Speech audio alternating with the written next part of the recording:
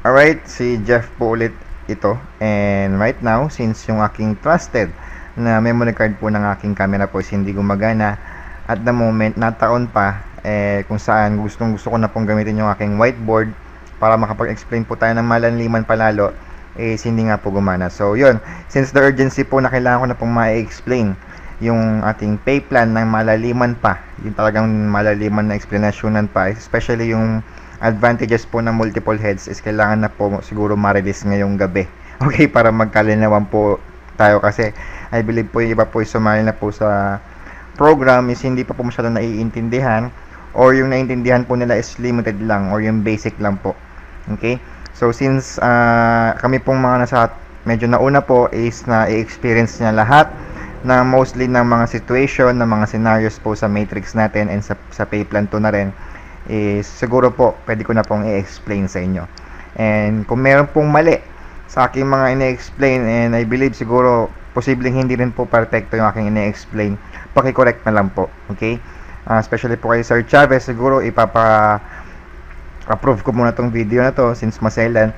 I hope sana wala akong masabing mali, or sana wala akong masabing hindi talaga dapat pala ganun mangyari. Okay? So right now, marami po kasing confusion yan, especially po pag yung sumali po sa program is medyo networker na. Okay, hindi ko na po itatago yung word na networking.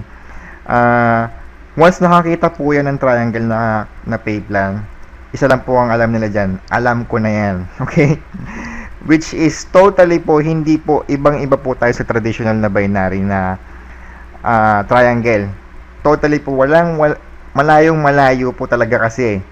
So, although meron pong advantages din po ang pagiging multiple heads in the future, pero ibang-iba po yung concept dito dun sa traditional na binary po. Okay? So, explain ko lang. Sa traditional na binary, ano pong meron tayo doon? Meron po tayong tinatawag na direct referral commission. Okay? Dito po sa Supreme Wealth Alliance, wala po tayong direct referral commission. Okay? Although, for example, yung sumali pong first nyo, meron ka pong $20 dyan. Bakit po? Sa pay plan 2 po, meron kang $20 kasi po yung una mong recruit sa'yo. Then, yung second recruit mo is mapapass up sa upline mo. So, meaning, wala kang kinita. So, that only means na wala po tayong direct referral commission. Okay? To be clear lang. Sa traditional MLM, meron po silang tinatawag na pairing or matching commission. Yan din po ay wala po tayo dito sa ating Supreme Wealth Alliance pay plan. Okay? Ano po yung pairing? For example po, ang pairing po is, for example, ikaw po ito. May pumasok sa, magkakaroon ka ng A side and B side. Tama? Then, pag may pumasok dyan, magkakaroon ka ng matching. Bakit po may matching?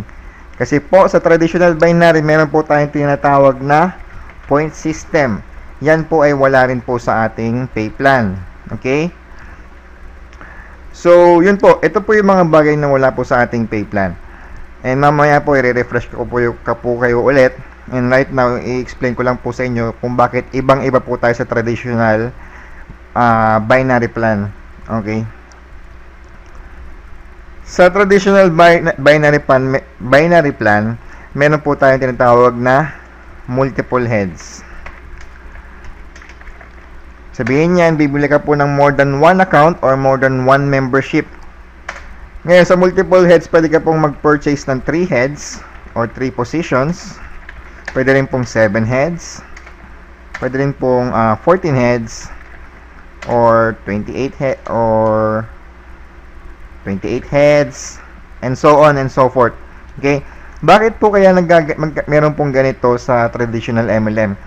Sa traditional MLM po kasi, ito po yung tinatawag natin parang earnings multiplier. For example po, meron ka pong 20 na ipapasok. Ngayon, pag naka 1 head ka, for example, naka 1 head ka, buray muna natin to, no? For example, naka 1 head ka, sa 20 na pumasok sa'yo na tao, ang tendency po niyan, lalagay mo po yung 10 dito, 10 dito, Then magkakaroon po ng direct referral commission yan, then magkakaroon ng pairing commission yan. Okay, let's just say for example, ang pairing commission po is 5,000 pesos. Okay? Ngayon, pag 3 heads ka, ang tendency po niyan, ilalagay mo po dito yung 5. Lalagay mo yung 5 dito. Lalagay mo yung 5 dito. 5 dito. Okay? So, since ikaw din po itong head na to, magkakaroon ka po ng 5 match point. Okay? Kung 5,000 po ang dalawang 10, ang 10 match point, magkakaroon ka po ng 2,500 dito. Okay? I'm not pertaining to any company. This is just a sample. Okay? Ito pong third head mo, ikaw rin po yan, magkakaroon ka rin po ng matching dyan na 2,500 pesos. Ngayon, since po, ang traditional binary po, kung ano daw po yung pumasok sa left and sa right mo, whether kung sino man yan, is ganun din. Okay? So, ang nangyayari, dito po, sa A nitong top head na to, magkakaroon ng 10 points dito, magkakaroon ng 10 points dito, magmamatch po yan. So, meron siyang 5,000. So, ano pong kaibahan ng 1 head sa 3 heads? Meron almost double. Almost double po ang kaibahan. So, yung iba po talaga, since meron naman po silang funds or meron naman po silang pang-invest, nag-i-invest po sila sa mas maraming heads. Dahil sa traditional binary po, mas maraming heads, mas malaki po ang potential. Pero isa lang po ang tamang mindset diyan. Kahit gaano karami po ang heads mo, pag hindi mo po yung trinabaho, hindi mo yan ma-experience ang potential niyan. Okay? So, sa traditional binary natin, meron din po tayong tinatawag na strong leg. Ito po yung pwede ka pong maglagay po ng 100 na tao muna dyan. Ano po yung advantages? Bakit po nagkakaroon ng strong leg? Kasi po pag yung sumasali, napapakita mo po sa kanya yung support. Ang tinatawag na, sige, sagot ko na yung isang side mo. Okay, yun po yung mga ganon. Sa Supreme Wealth Alliance po, wala po tayong tinatawag na strong leg. Although meron po akong version na strong leg doon, pero hindi po pababa. Bakit po? Sa ating pay plan po kasi, ang ating strong leg lang po ay ganyan. Kahit po lagyan ko po ikaw ng downline dyan na 100 o bigyan kita ng 1,000 na tao dito, dyan sa lahat ng yan, ang pakikinabangan mo lang po kung ikaw ito is ito lang po. Ibig sabihin niya, hindi mo mapapakinabangan yan kasi magre-rehead ka na dito, wala ka na pakialam dyan. Ang makikinabang po sa 100 na tao dyan, ito po, saka ito po. Okay? So, mamaya po, maintindihan nyo po ulit yan. Mamaya, babalikan ko po yan. Okay, let's go back to our pay plan. Ano po yung pay plan natin? Meron po tayong dalawang pay plan. Meron po tayong 2x2 matrix. And then, meron po tayong infinity pass up, which is 1 line pababa. Okay? Let me put in mind to you the word direct referral. This is the most important word sa pay plan po natin. Kasi maraming pong nagkakaroon ng confusion dyan. Like for example po yung pinopropose po ni Mr. Jeffrey Morante na sa Team Japan. Mamaya po i-explain ko kung ano po yung possibles na mangyayari po doon. Okay?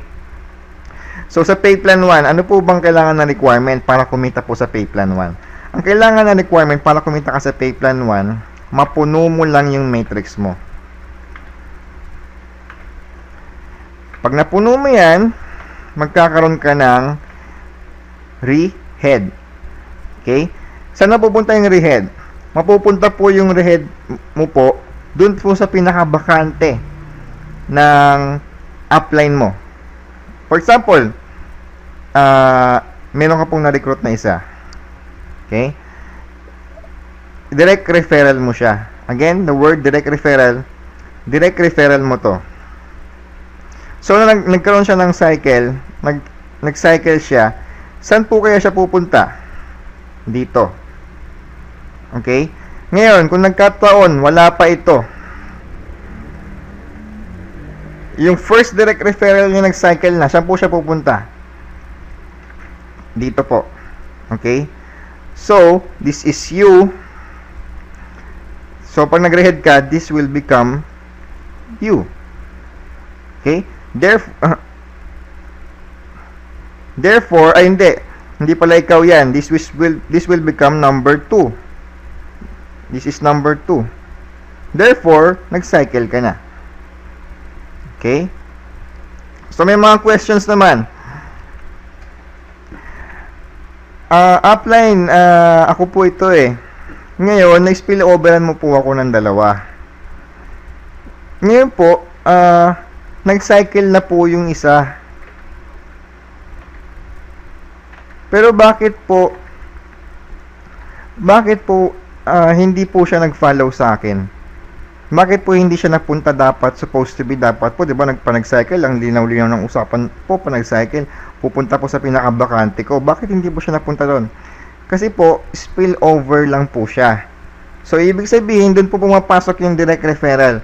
Okay, sa ating compensation, sa ating pay plan 1, yung direct referral lang po yung magfa-follow sa'yo kapag nag-cycle sila. So, ibig sabihin, kahit spilloveran kita ng 6, spilloveran kita ng 6 dito, magsa-cycle ka na, meron kang rehead. Pero kahit sino mag-cycle dyan sa 6 na yan, hindi po yan susunod sa'yo. Susunod po yan doon kung sino man nag-direct referral sa kanya. Okay? So ngayon, kung direct referral mo to, nag-cycle siya, yun lang yung susunod sa'yo. Okay? Direct referral po is very important po. Ang usapan po dito is paramihan ng direct referral. Okay? So meaning, yung spillover system po natin is medyo short term lang. Hindi po siya talaga for a long term basis. Kasi po, pag nag-cycle po yun, mapupunta rin po siya doon sa direct, kung sino man nag-direct referral sa kanya. Okay, let's talk about pay plan 2 naman. Pay plan 2 po is straight line lang pababa. $20 po kasi napunta dito eh. So, ibig sabihin nun, yung $20 po dito is pinagpapasa-pasahan lang. Pero take note, once na nag-pass up ka ng isang tao sa pay plan 2, hindi po kasama yung pay plan 1. For example, ikaw to, nagkaroon ka ng isa, so sa'yo yan, yung pangalawa mo, na-pass up dito. Pero sa pay plan 1 po, hindi po siya mapapass up. It will stay, or he or she will stay on your matrix pa rin. So ngayon, yung number 1 mo, sa'yo. Number 2 mo, na-pass up. So, hindi napunta yan sa straight line mo. Ngayon, itong number 1 mo, nakahanap ng number 1 niya, then nakahanap siya ng number 2 niya. Itong number 2 naman niya na to, mapupunta na sa'yo. This is considered as your direct referral na po sa pay plan 2. Ibig sabihin nun, yung number 2, 3, at 7 po ng taong ito, sa'yo na mapupunta. Okay? Sa pay plan 2 po, parang ang usapan po dyan is pasapasahan po ng direct referral. So, once may napasa po sa'yo, considered po as direct referral mo na yon. Pero again, hindi po siya mawawala sa matrix mo. Okay? So, it only means na sa pay plan 2 po, pagka wala kang direct referral, wala ka pong kita. Okay? There's no way na you will earn ng wala kang, kahit antarin ka ng 100 spillover dyan, puro cycles lang po yung kikitain mo. Pag wala kang direct referral, wala ka pong kikitain sa pay plan 2. Okay? So, ano naman po yung advantages po ng multiple heads sa Supreme Wealth Alliance? Sa traditional binary nga po, for example, nag 7 heads ka. Sa traditional binary po, ang binibuild po doon is yung empire pababa. Diba? Yung 8 here, 16 here, 32 here. Therefore, kikita ng maramihan to. Pababa po ang binibuild na group. Sa Supreme Wealth Alliance po, hindi po ganon. Ang advantage po ng multiple heads po dito is you will build a strong group pag ganon. Okay? So, let me explain further. Ang technique po sa multiple heads, for example, nag 7 heads ka. So, you will have another matrix. Don't expect na kakasali mo pa lang is may experience mo na kagad yung advantages po ng anim na extra head mo. Hindi po, kahit saan pong klaseng compensation plan po, hindi po kagad nararamdaman yung advantages po ng multiple heads. Okay, so ganito po para malaman nyo yung advantage. Ang ginagawa ko po, nag-build muna ako ng unstoppable momentum sa aking first head. So lahat ng mga kilala ko dyan, nilagay ko dyan. Okay, this is 1, this is 2, this is 3, this is 4, this is 5, this is 6. So nag-cycle na naman ako. Then gumagalaw na yan. For example, si 1, nag-cycle, napupunta siya dito, entrenabaho niya yan. I will create an unstoppable momentum. Ibig sabihin yan, meron na po akong leader sa aking first head. Okay? So, I can now transfer to my second head. Kasi nga, pwede ko nang pababayaan yan. Automatic, mapupuno din yung top head ko na yan. Okay, erase natin. Ngayon, pag nasa second head ka na, ganun din. You have an unstoppable group here. Make unstoppable group another in your second head. So, paano nakikita ko yung advantage sa multiple heads? Tingnan nyo po ang senaryong ito For example po, yung rehead mo dito. Di ba, nag-cycle ka na. Cycle ka na. Yung rehead mo dito, naka-recruit ka na ng 5.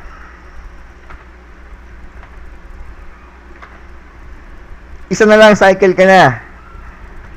Eh ngayon, itong second head mo, win-workout mo na. So, nag-recruit ka na dito, nag-start ka na ilagay yung mga direct referral sa baba ng second head mo. Itong mga pumapasok na to, naka-direct referral na yan dito. Okay? So, since nag-cycle ka na, for example, wala pa to. So, isa na lang kulang dito, isa na lang din. Eh, may pumasok ka ng tao. So, yun. Nag-cycle ka.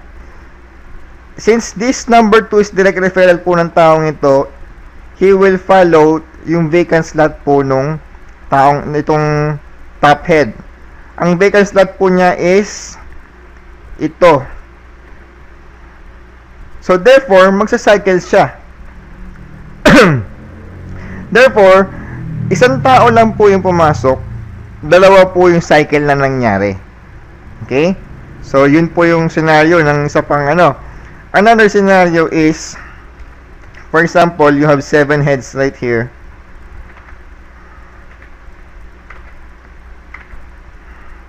So, meron ka ng rehead. Okay? So, ang ginawa mo ngayon, sa number 2 ka nag-focus. Nilagyan mo ng 4 dito, or lagyan mo ng 4 dyan. So, nag-cycle to. Okay? Ngayon, pupunta siya sa bakante, mapupunta siya dito. So, ngayon, nagkataon, ito yung number 1 mo, ito yung number 2 mo, nagkaroon po ng tinatawag nating double filling. Ibig sabihin yan, yung number 2 mo sa punta dito, so nalagyan yung first level ng rehead ng number 1 mo. So what if naglagay ka ng tao dito? Na-complete na ngayon ni number 2 yung second level. So nagkakaroon po ng double filling. Okay? So kung gusto mo maglagay ka ng tao ulit dito, cycle na. So you will have another head here. Okay? Nagkaroon yung ni-recruit mo dito. Nagtrabaho. Naka-4 dyan. Saan siya pupunta? Pupunta siya ulit dito. So, ngayon, nagkakaroon ng double filling or pagka nasa number 3 ka na, triple filling. For example, number 3 mo nag-cycle. Mapupunta ngayon siya dito. So, nagkakaroon ng advantages yung double filling na tinatawag. Okay? So, at the moment, yan lang muna explain ko. Explain ko rin po muna yung situation naman ni Mr. Jeffrey Morante about Team Japan. Sinasuggest po kasi ni Sir Jeffrey, no? Katukayo. Ito po yung top. Siya po yung founder po ng Team Japan. So, this is not Jeffrey Morante. This is Team Japan. Si Jeffrey Morante po is nandito. Jeffrey Morante, direct referral niya yung Team Japan. Then, ang balak po niyang gawin, maglagay po siya ng Pinoy dito.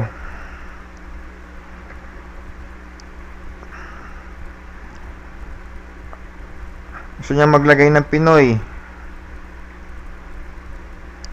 Pinoy dyan.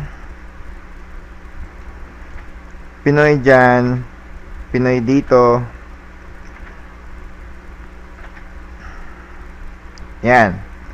Okay? Therefore, magsa-cycle ngayon yung Team Japan. Okay?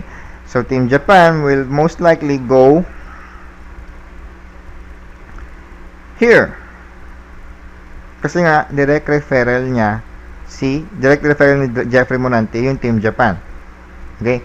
Ngayon, ipapasok daw ni Team Japan yung team niya sa baba ng mga Pinoy. So, in this level, you need 8 people. You need 8 people in this level. So, let's just say, ito po is multiple heads po ni Team Japan.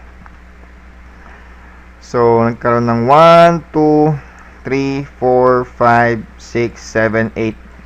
Ang tendency po niyan, ito pong na una is magsa-cycle. Too bad, ito po is i-direct referral po. For example po, ito po si Mr. KZ Agasid.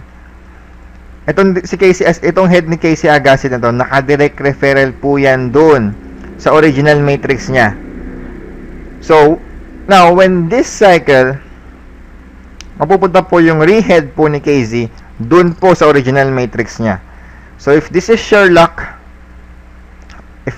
if he cycles, mapupunta po yung rehead niya dun po sa original niya ulit. And ito po, yung Team Japan po is hindi ho nakinabang sa 8 nilagay niya. Ang nakinabang po is itong 2 tao na to. I hope nakaka-follow po kayo. Hindi po nakinabang po yung Japan kasi po lumipat na siya dito. Ngayon, since they want to sustain, siguro ganun talaga kalakas po yung Team Japan, they will put 16 people here.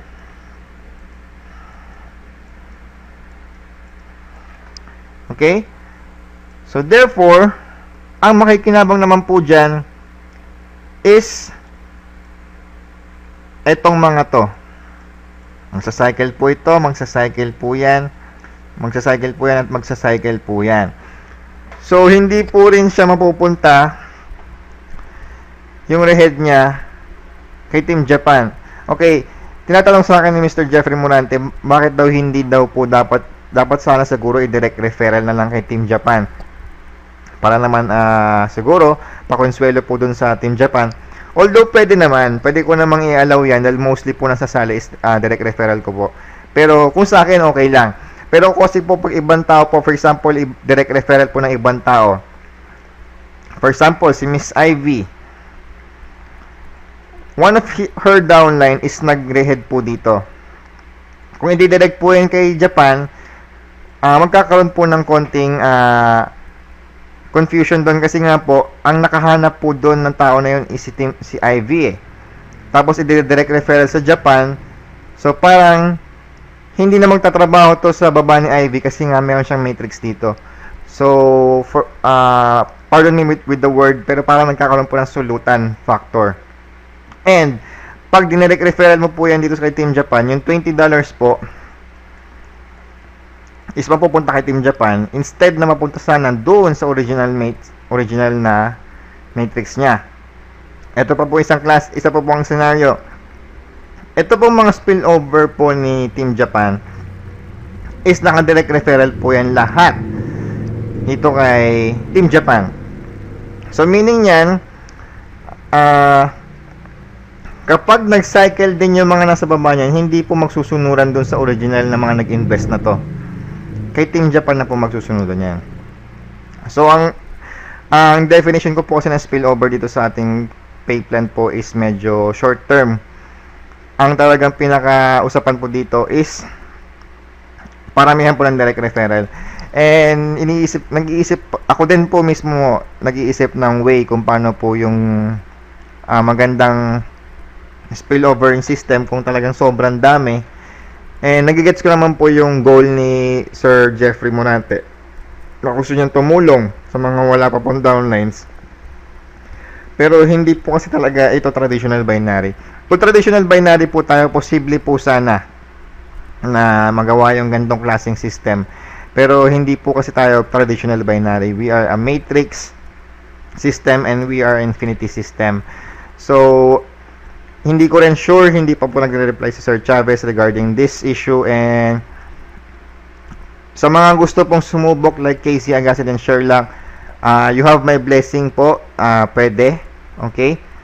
Ngayon, kung sa ibang